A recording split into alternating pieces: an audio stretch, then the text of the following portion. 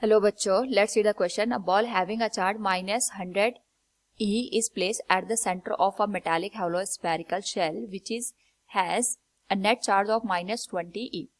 What is the charge on the cell's outer surface? Here we have given 4 options. Now to answer this question, first we will discuss here the key concept, and here the key concept will be given as charge due to induction. तो जब हम यहाँ पे induction की help से या induction method की help से किसी भी बॉडी को चार्ज करते हैं, उस पर्टिकुलर केस में हम यहाँ पे कोई भी फिजिकल कांटेक्ट नहीं करवाते हैं. विदाउट एनी फिजिकल कांटेक्ट जब हम यहाँ पे किसी चार्ज बॉडी से अनचार्ज बॉडी को यहाँ पे चार्ज प्रोवाइड करते हैं, इस मेथड को हम यहाँ पे इंडक्शन मेथड का नाम देते हैं.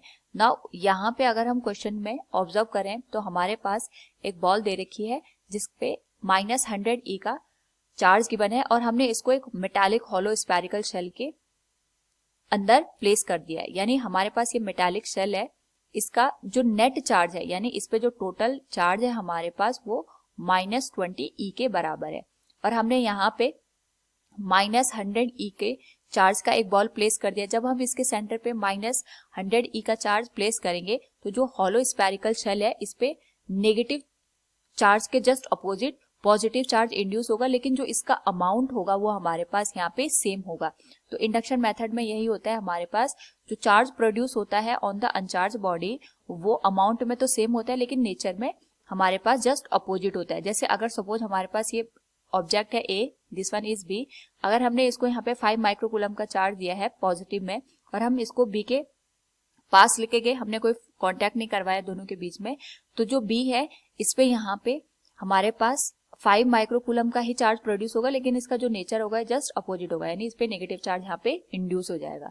तो इसका जो आउटर सेल है यहाँ पे +100 E का चार्ज प्रोड्यूस हो जाएगा और यहाँ पे जो नेट चार्ज है वो -20 E के बराबर है.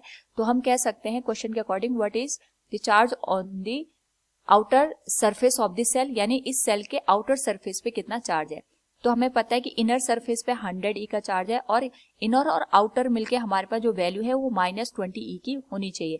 यानी यहाँ पे अगर हम इसको लिखें मैथमेटिकली तो 100 E ये इनर सरफेस पे हो गया प्लस यहाँ पे आउटर सरफेस पे हमारे पास चार्ज आएगा और इसका जो टोटल सम है ये -20 E के बराबर होना चाहिए. यानी आउटर सरफेस पे जो हमारे पास चार्ज का अमाउंट आएगा that will be given as -20 E -100 E that will be equal to -120 E के बराबर. So from the given option 4 will be the right answer. Hope you understood it. Thank you and best of luck.